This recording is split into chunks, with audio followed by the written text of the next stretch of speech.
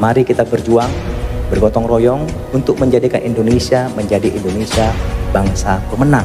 Karena kita sekarang sedang dijajah sebenarnya. Kita sekarang sedang ada pihak-pihak yang punya kepentingan. Kalau kita tidak bisa menjaga itu semua, nggak bisa mengantisipasi, Indonesia akan menjadi negara yang kalah. Tinggal nama. Dan akhirnya NKRI Pak harus harga mati. Itu tidak boleh ditawar-tawar.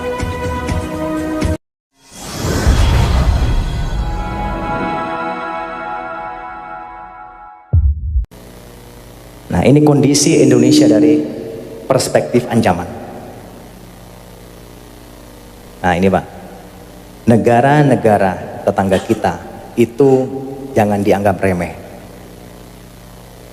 Mereka punya backing semua Pak. Indonesia dari dulu kita menamakan diri sebagai negara non-blok, tidak memihak kanan kiri. Jadi kita kalau diserang oleh negara lain, kalau kita gak kuat, tinggal nama.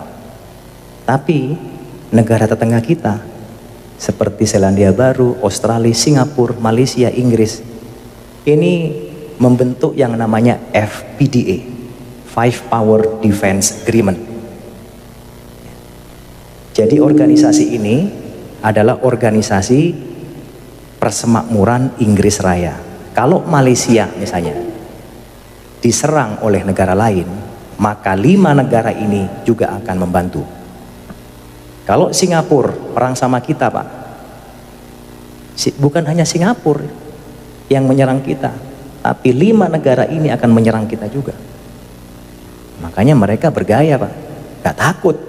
Malaysia sudah mencaplok Sipadan Ligitan, kalah kita. Nah ini di belakangnya banyak nih, ada Selandia Baru, ada Australia, ada Inggris, kalah. Sipadan Ligitan lepas ke Malaysia. Ini Pak, Sipadan Ligitan, Blok Ambalat, ini Malaysia. Singapura yang negaranya kecil ya, sebesar kota Malang, dia berani-beraninya Pak melaksanakan reklamasi pantai ke arah kita. Berani-beraninya dia tidak setuju menolak nama KRI Usman Harun. Apa hubungannya? Kok berani negara kecil? Ya berani karena ini Pak di belakangnya. Indonesia takut. Tapi kemarin Indonesia sempat tegas. Oh nggak peduli.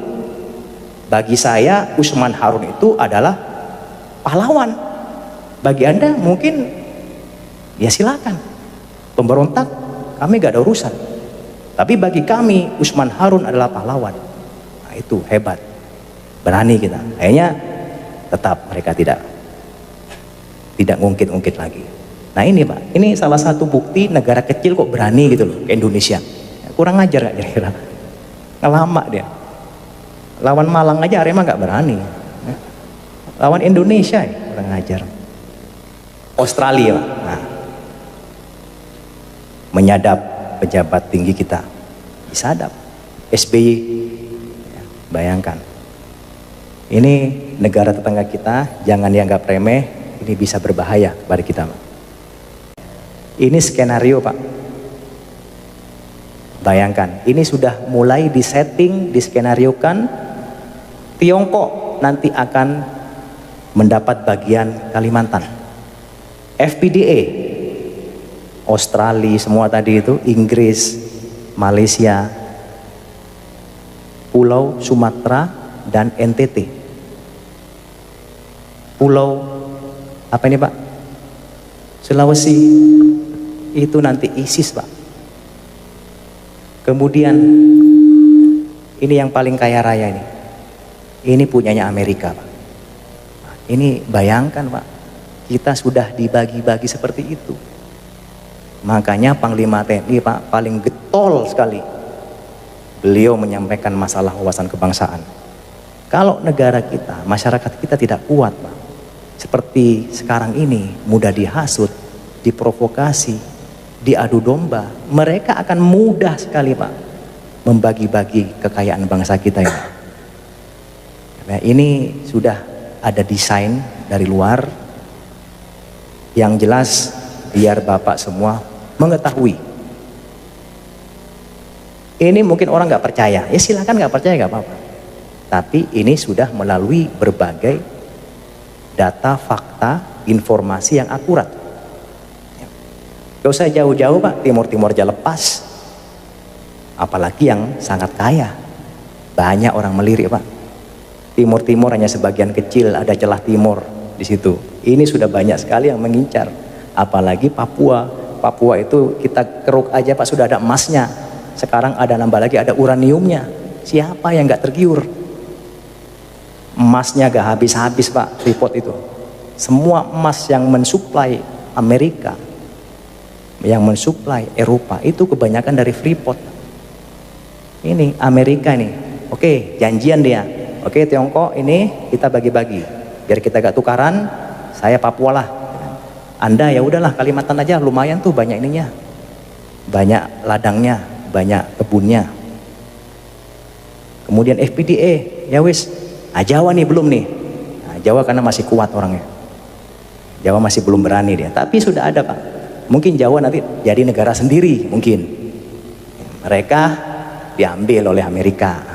Karena kan Jawa ya mungkin negara Jawa nanti. Tapi kita Pak, kita harus berdoa semua agar supaya ini tidak terjadi Pak. Bagaimana caranya Pak? Kalau gak kita antisipasi, kita tinggal nunggu bom waktu aja Pak. Ya, di end habis sudah tinggal nama seperti Sriwijaya dan Majapahit. Saya tanya Pak di sini, apakah Bapak menjamin 10-20 tahun ke depan Indonesia masih utuh? Menjamin nggak? Nggak ada yang menjamin Pak. Apakah NKRI masih utuh? Nggak ada yang menjamin. Uang Timur-Timur lepas, sudah bukan NKRI lagi, itu kurang satu dah. Nanti lepas-lepas semua tinggal negara Jawa. Ya udah, kita-kita aja di sinilah. Ya kan? Ini Pak. Kalau gak diantisipasi dengan baik, bisa terjadi Pak. Tidak ada yang tidak mungkin. Seperti dulu waktu masyarakat zaman Sriwijaya maupun zamannya Majapahit, oh gak mungkin Majapahit lepas hancur, kita kuat kok. Negara asing gak mungkin berani ke sini. Kita punya pasukan, bala tentara yang sangat hebat. Gak ada yang menyangka. Tapi negara asing lebih pintar Pak, diadu domba, diprovokasi, hancur dengan sendirinya. Sama, kita sekarang dalam proses seperti itu Pak. Kita diadu domba, kita dihasut, kita diprovokasi, di media sosial dibikin informasi yang ngarang-ngarang. Akhirnya kita terhasut, kita marah, berantem, mereka senang Pak. TNI Polri berantem, wah senang mereka. Wah, TNI-nya udah mulai sama polisi sudah berantem nih, wah senang. Wah, umat Islamnya ini sudah mulai berantem nih. Wah, bagus, senang. Oleh karena itu, Bung Karno pernah mengatakan, Pak, perjuanganku lebih mudah karena mengusir penjajah. Tapi perjuanganmu akan lebih sulit karena melawan bangsamu sendiri. Berbicara masalah PKI, Pak ya. Saya sudah menyampaikan tadi, itu semua ada invisible hands. Ada desain dari luar. Cuman yang saya sampaikan tadi adalah dampaknya Pak. Artinya Indonesia ini ke depan itu akan dibagi-bagi Pak oleh negara yang punya kepentingan. PKI itu salah satu dari proxy war mereka. Ya Pak ya. Tadi saya bilang tadi di sana ada Tiongkok kan, Cina. Mengambil apa tadi Pak? Apa? Kalimantan. Nah, ya disitulah mereka Pak menyebarkan proxy war-nya menggunakan invisible hand-nya. Salah satunya ya PKI tadi. Jadi itu merupakan desain yang kalau kita berpikir itu belum sampai pikiran kita Pak. PKI itu sengaja memang sekarang digambirkan lagi. Tujuannya apa? Yang tadi itu. Tiongkok punya kepentingan kepada bangsa Indonesia. Salah satunya biar kita, bangsa kita semakin carut marut, dimasukkanlah isu PKI. Dibuatlah PKI akan tumbuh lagi. Memang akan tumbuh betul. Kenapa? Kita tidak boleh memungkiri Pak. Orang-orang yang berjiwa komunis itu sudah masuk ke kalangan kita, masuk di pemerintahan, di DPRD, ya, bahkan di ulama, mungkin juga di TNI Polri sudah ada, Pak. Cuman kita gak usah lah, ini kan saudara kita semua.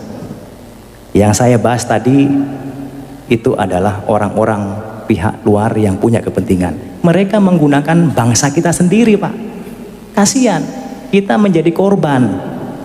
Jadi kita komunis ini menggunakan orang-orang Indonesia sendiri untuk masuk ke berbagai kalangan. Tujuannya apa?